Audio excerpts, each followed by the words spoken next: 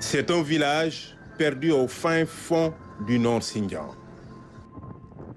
Djigoudière, dans la commune de Djibidjon. Une localité très enclavée qui n'est plus que l'ombre d'elle-même.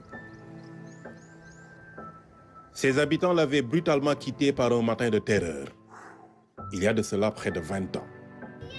Un mercredi, 9 août 2006, on a quitté le village le mercredi 9 août 2006. Ce matin-là, nous avons été surpris par les détonations. On a vu les habitants des villages voisins courir et on s'est mis à courir pour se sauver, sans rien emporter. On n'oubliera jamais ce jour-là.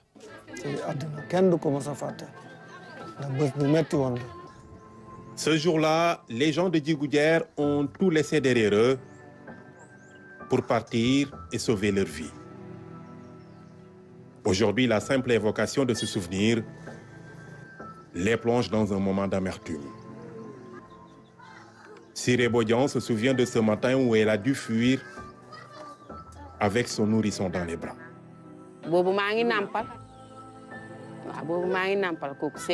À ce moment-là, j'allaitais ma fille. Elle est même mariée maintenant. Personne n'est parti avec des bagages.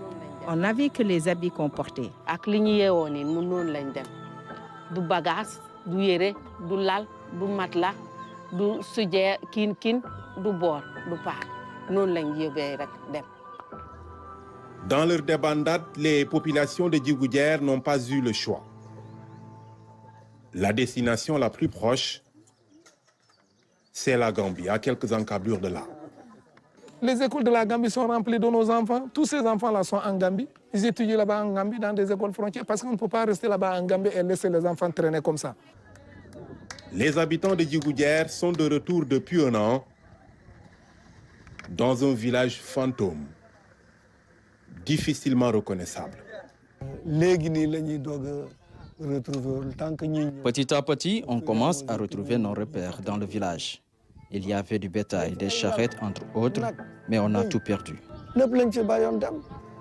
Chaque matin, ils quittent la Gambie pour venir passer la journée à Djigoudière avant de repartir le soir.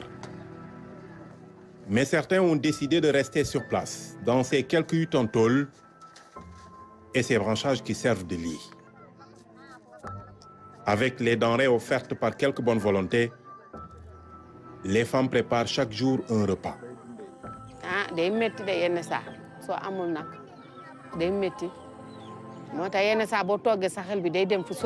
C'est vraiment dur. Parfois, on n'a même pas de quoi donner à manger aux enfants, mais on s'en remet à Dieu.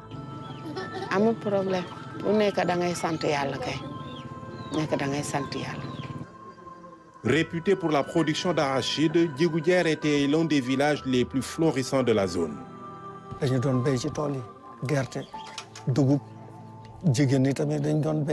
On cultivait de l'arachide, du mil. Les femmes étaient dans la riziculture. On faisait de bonnes récoltes et le village était prospère. À l'époque, on ne pensait que vraiment à la culture de l'arachide. Et encore, il y avait des villages environnants de Djigoudière qui vendaient des arachides ici. Il n'y a pas de coopérative ici dans la zone, là, si ce n'est pas Djigoudière. Après, ici, c'est Djondji, de l'autre côté. Voilà. Et les remorques quittaient Ziguinchor jusqu'ici, plus de 10 remorques par jour. On a mené des manœuvres à Ziguinchor. Ces manœuvres-là sont restées ici pendant 1 mois et chaque jour, ils remplissent 10 véhicules. C'est grâce aux militaires qu'ils ont pu obtenir ce mini-forage, mais qui est loin de combler les besoins. Aujourd'hui, les habitants de Djigoudière ne comptent que sur l'appui de l'État pour démarrer une nouvelle vie. Des infrastructures de base.